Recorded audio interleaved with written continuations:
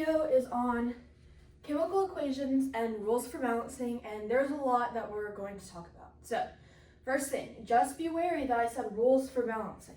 We're not going to practice balancing equations in this video, but there should be one coming soon, hopefully, that will just be a lot of practice and walking through how to balance equations, because right now these words may not make much sense. So, like I said, there's lots to learn, so let's just start. So first thing you need to know is that chemical equations have two parts. They have your reactants, or what you start with, it's going to be on this side, and your products, or what you end up with, and it's going to be on that side. All of your chemical equations are going to look like this in some manner. Your reactants are over here, you have this reaction arrow, and these products. All this is saying is that you have these things, they're going to go through this process and end up as those things. That's all you're saying. So, these arrows, this, like I said, is your reaction arrow, and it shows the direction of the chemical reaction. That's what I said a second ago. You have this, it's going to go this way to turn into this. All right, if you have a double arrow, if you have one going this way and one going that way, this indicates that a chemical equation is reversible. All that means is that I can start here and go through my process and end up here, or I can start here, go through my process, and end up here. So your reactants and your products, these can switch whether they're reactants or products. So you can start here, go here, end up here, or these can be your reactants and you can go this way and these will be your new products. All that's saying is that that reaction will go both ways, all right? Some other things that you need to know. Letters represent elements. You already know this. If you have a periodic table, you know that elements are represented by 1 or 2 letter symbols. So these are the symbols that we're going to use in our chemical equations, okay? Now, some things you may not have heard of. Your coefficient. Your coefficient is going to be a big number in front of an element or compound, and it describes the number of those compounds or elements. Now, we don't have any coefficients over here, and I'll tell you why later. But let's say that I had a 2 right here. This would be a coefficient because it's a big number in front. Now, if we had this 2 here, this 2 would not only apply to the carbons, it would also apply to the oxygens. So there would be 2 carbons here and 4 oxygens, okay? So that's your coefficients. Now your subscripts, you should already know these because we have to use subscripts when we're balancing ionic compounds. Your subscripts describe the number of atoms in a compound, and they're little numbers that go behind. So this right here, that is your subscript, that little 2. And this 2 applied to both of these things, but this 2, this little 2, only applies to the oxygen. So if there's a coefficient in the front, it applies to everything behind it. If there's a subscript, it just applies to the first thing in front of it, okay? And all of this will make so much more sense whenever we're practicing it in the next video. So, back to over here. Now there are some other little symbols that you need to know. Now, these letters in parentheses are going to tell you the state of matter that your products or reactants are in. So, if you know your states of matter, you probably could guess what these are. If you see an S after a compound or element, it's going to be a solid. G, it's going to be a gas. L, it's going to be a liquid. Now, here's one you may not have heard of. This AQ right here after an element or compound means aqueous or aqueous. All this big fancy word is saying is that your product has been dissolved in water. That's it. Whatever you have, your reactant, your product, if you see an AQ after it, it just means that that was dissolved in water. Can't just be any liquid. It has to be dissolved in water. Now, some other things that you need to know. First thing, there are lots of ways to describe a chemical reaction. You can do it like this, which is how you're most often going to see it, where it's all symbols and plus signs and arrows. You can do it like this, but instead of writing symbols, you write the words instead. So like this would be carbon dioxide, and then you'd have your plus sign, and then you put water, and then your arrow, and you keep going like that. Or you can just use all words. Like if I could look at this and I could say the same chemical equation by saying carbon dioxide and water react to form glucose and oxygen. All 3 of those are correct. There are lots of ways to describe a chemical reaction and they're all correct, but make sure you know what your teacher is asking for. Most often they're going to be asking for this, but they could be asking for different ones. So just make sure you're clear on what you're doing. Now, some more things about this reaction arrow.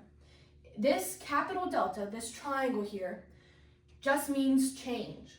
So if on top of your reaction arrow you have this delta and something else, that means that something in that compound and element is changing. to help this reaction occur. So right now we have a delta and an H, which means that heat is supplied to the reaction. So I start here, I'm the reactants.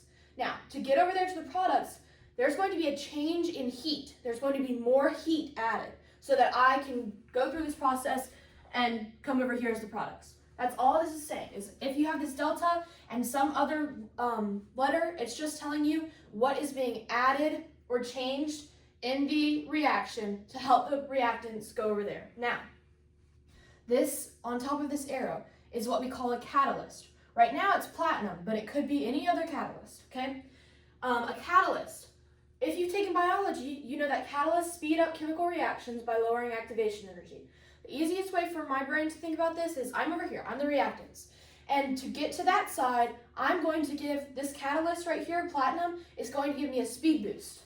So I can get over here faster. That's all this is saying. Now, another thing you need to know, these catalysts can't be changed or used up. If I put this platinum in here as a catalyst to help speed up this reaction, whenever I finish the reaction and I'm over here, this platinum is the exact same as when it went in. It didn't disappear, it didn't get used up, it didn't double, it didn't get some taken away. This platinum, if I put this platinum in on this side and I get all the way over here, this platinum is still the same. It can't change. And again, if you've taken biology, you know that enzymes are the catalysts in your body. So if you have a chemical reaction inside your body, enzymes are the ones that are going to be speeding everything up. They're a specific kind of protein. Now, last couple of things before we get into kinds of chemical equations. So first, if you see one of these arrows after a product, you're going to need to know what they mean. An up arrow indicates a gas has been produced. So this is basically going to tell you the same thing as this G. If you see a G or you see an up arrow, it means a gas. All right, now this solid over here, if you see a down arrow, that indicates that a solid has been produced. Now, if you produce a solid in a chemical reaction, it's this big fancy word, we're gonna call it a precipitate, okay? So that's just a solid that has been produced. Now, on to kinds of equations, unbalanced and balanced. So, a skeleton equation is an equation that is not balanced and there's no coefficients. Now, what makes this unbalanced? So, if we look at this skeleton equation right here, we need to know this law of conservation of mass. This law of conservation of mass is saying what I put in over here, I have to end up with over here, because this law says that you cannot create or destroy atoms. So if you look on this side, I have one carbon. There's no subscript there, so I know that's a 1. If I look over here, there's 6 carbons. This means that this equation is telling me that I started off with 1 carbon, and somewhere in the middle of this reaction, I added 5 more carbons, and now I'm over here with 6. That doesn't work. This law says that that can't happen. You can't create or destroy atoms, okay? Now, I couldn't add 5 carbons whenever I wanted, and if it was the opposite, if there was a 6 here and a 1, I can't just take out those 5 carbons whenever I want. That's not how it works. So, I like to think of a skeleton equation as a skeleton. I think about a skeleton just standing on a rack, and it's just bones. There's no organs or tissues, and the thing that's a skeleton, the thing that makes it a skeleton is the fact that it's not living, it's not functioning, it can't do anything. So a balanced equation has the same number of each element on both sides, and I like to think about this as like the full body instead of the skeleton, because if you have a balanced equation, it's going to work, and it's going to function, and it's going to do everything that it's supposed to do. So your teachers are going to give you these skeleton equations, and they're going to say, okay, obviously this doesn't work because it doesn't follow this law of conservation of mass, so now I want you to balance it. Well, how are you supposed to balance it? Well, we're going to start with telling you things that you can't do to balance it, okay? So, things you can't do to balance. You can't change a subscript. You can't go, okay, well, you said that my problem was that I only had 1 carbon over here, and I had 6 over here, so I think I'm actually just going to throw on a 6 right here. And then my carbons are balanced. And you cannot change a subscript, ever. These subscripts are going to stay these subscripts no matter what you do. Another thing you can't do is you can't put a coefficient in the middle of a compound. Let's take these oxygens. If I look here, I have 3 oxygens. If I look on this side, I have 4 oxygens. So I can't go, well, I think I'm just going to make this, I'm just going to make that 2 oxygens. And I can't change my subscript because that was the first thing we can't do. So I think I'm actually just going to throw a big coefficient 2 right there.